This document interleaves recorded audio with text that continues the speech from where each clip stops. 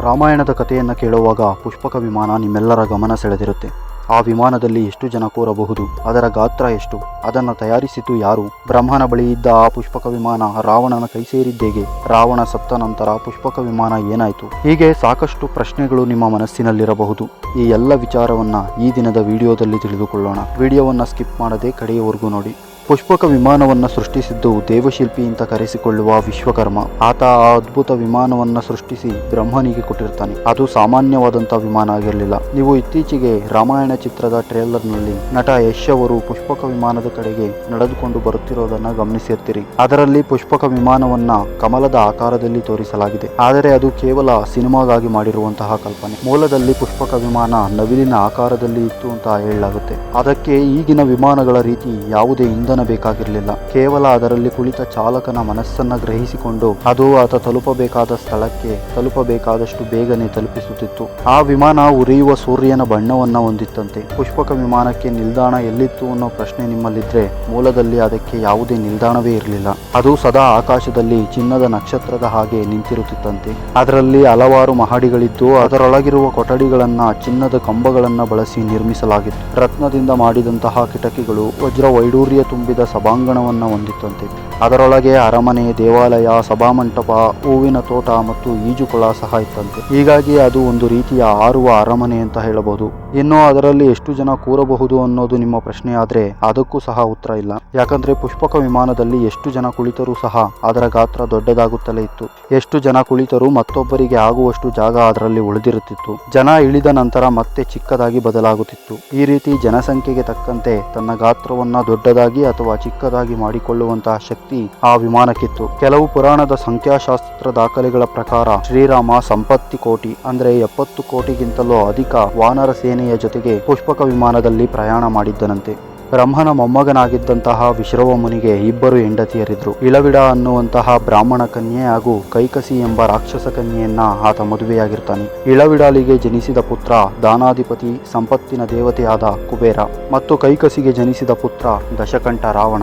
ಹೀಗಾಗಿ ಕುಬೇರನಿಗೆ ರಾವಣ ತಮ್ಮನಾಗಬೇಕು. ಕುಬೇರ ಬ್ರಹ್ಮನ ಕುರಿತು ಕಠೋರವಾದ ತಪಸ್ಸನ್ನ ಮಾಡಿ ಸಂಪತ್ತಿನ ದೇವತೆಯ ಪಟ್ಟವನ್ನು, ವಿಶ್ವಕರ್ಮನಿಂದ ನಿರ್ಮಿಸಲ್ಪಟ್ಟ ಸಂಪತ್ಭರಿತವಾದ ಲಂಕಾಪಟ್ಟಣವನ್ನು ವರವಾಗಿ ಪಡೆದುಕೊಳ್ಳುತ್ತಾನೆ. ಇದರ ಜೊತೆಗೆ ಬ್ರಹ್ಮ ತನ್ನ ಬಳಿ ಇದ್ದಂತಹ ಪುಷ್ಪಕ ವಿಮಾನವನ್ನು ಸಹ ಪ್ರೀತಿಯಿಂದ ತನ್ನ ಮರಿಮಗನಿಗೆ ಉಡುಗೊರೆಯಾಗಿ ಕೊಟ್ಟಿರ್ತಾನೆ.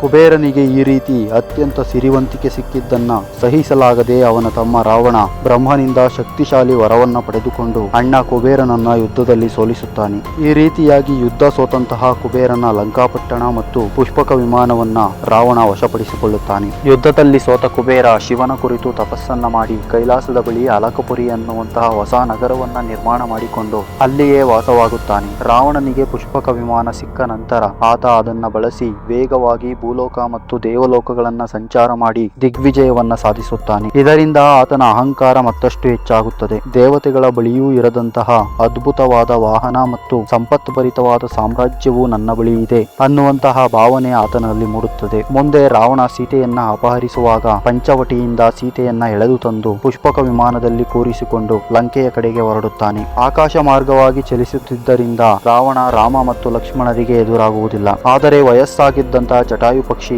ಈ ವಿಮಾನವನ್ನ ತಡೆಯೋದಕ್ಕೆ ಪ್ರಯತ್ನ ಪಟ್ಟು ರಾವಣನಿಂದ ಹತನಾಗುತ್ತದೆ. ಹೀಗಾಗಿ ಆತ ಪುಷ್ಪಕ ವಿಮಾನವನ್ನ ಬಳಸಿ ಸೀತೆಯನ್ನ ಲಂಕೆಗೆ ಕರೆದೊಯ್ಯುತ್ತಾನೆ. ಯುದ್ಧದ ಸಂದರ್ಭದಲ್ಲಿ ರಾವಣ ಆಕಾಶದಿಂದಲೇ ಶತ್ರುಗಳನ್ನ ಗಮನಿಸುವುದಕ್ಕೆ ಮತ್ತು ತನ್ನ ಸೈನ್ಯವನ್ನ ಒಂದು ಸ್ಥಳದಿಂದ ಮತ್ತೊಂದು ಸ್ಥಳಕ್ಕೆ ವೇಗವಾಗಿ ಕರೆದುಕೊಂಡು ಹೋಗೋದಕ್ಕೆ ಪುಷ್ಪಕ ವಿಮಾನ ಅತ್ಯಂತ ಸಹಕಾರಿಯಾಗಿತ್ತು.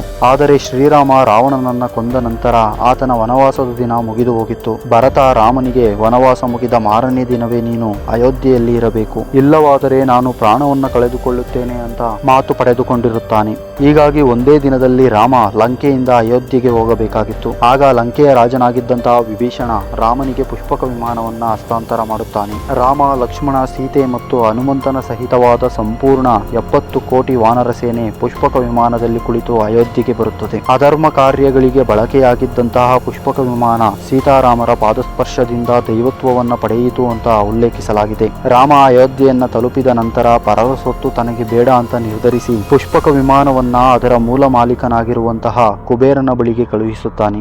ರಾಮನ ಆಜ್ಞೆಯಂತೆ ಪುಷ್ಪಕ ವಿಮಾನ ಅಲಕಪುರಿಯ ಕುಬೇರನ ಬಳಿಗೆ ತಲುಪುತ್ತದೆ. ಎಂದಿಗೂ ಅದು ಕುಬೇರನ ಬಳಿಯೇ ಇದೆ ಅಂತ ನಮ್ಮ ಪುರಾಣದಲ್ಲಿ ಹೇಳಲಾಗುತ್ತೆ. ಸ್ನೇಹಿತರೆ, ಮನಸ್ಸಿನ ವೇಗದಲ್ಲಿ ಚಲಿಸುವ ಸದಾ ಒಬ್ಬರಿಗೆ ಜಾಗ ಉಳಿದಿರುವ ಈ ದಿವ್ಯ ವಾಹನ ಇಂದಿಗೂ ನಮ್ಮ ಕಲ್ಪನಾ ಲೋಕದ ಅದ್ಭುತಗಳಲ್ಲಿ ಒಂದು. ಜಗತ್ತಿನ ವೈಜ್ಞಾನಿಕ ವಿಮಾನಗಳ ಕಲ್ಪನೆಯನ್ನ ವಾಲ್ಮೀಕಿ ರಾಮಾಯಣದಲ್ಲೇ ಕಾಣಬಹುದು. ಹೀಗಾಗಿ ನಿಜಕ್ಕೂ ನಮ್ಮ ಹಿಂದೂ ಪುರಾಣದ ಬಗ್ಗೆ ನಾವು ಹೆಮ್ಮೆ ಪಡಲೇಬೇಕು. ವಿಶ್ವಕರ್ಮನ ಈ ಸೃಷ್ಟಿ ಭಾರತೀಯ ಪುರಾಣಗಳ ಶ್ರೀಮಂತಿಕೆಯ ಸಾಕ್ಷಿಯಾಗಿದೆ. ರಾವಣನ ಬಳಿ ಇದ್ದಂತಹ ಈ ವಾಹನ ಪ್ರಪಂಚದ ಮೊದಲ ವಿಮಾನ ಅನ್ನೋದನ್ನ ನೀವು ಸಹ ನಂಬ್ತೀರಾ? ಕಮೆಂಟ್ ನಲ್ಲಿ ತಿಳಿಸಿ. ಈ ಮಾಹಿತಿ ನಿಮಗೆ ಇಷ್ಟವಾಗಿದ್ದರೆ ವಿಡಿಯೋಗೊಂದು ಲೈಕ್ ಮಾಡಿ ಮತ್ತು ಇಂತಹ ಮತ್ತಷ್ಟು ರೋಚಕ ಕಥೆಗಳಿಗಾಗಿ ನಮ್ಮ ಚಾನಲ್ಗೆ ಸಬ್ಸ್ಕ್ರೈಬ್ ಆಗಿ. ಮುಂದಿನ ವಿಡಿಯೋದಲ್ಲಿ ಭೇಟಿಯಾಗೋಣ. ಜೈ ಶ್ರೀರಾಮ್.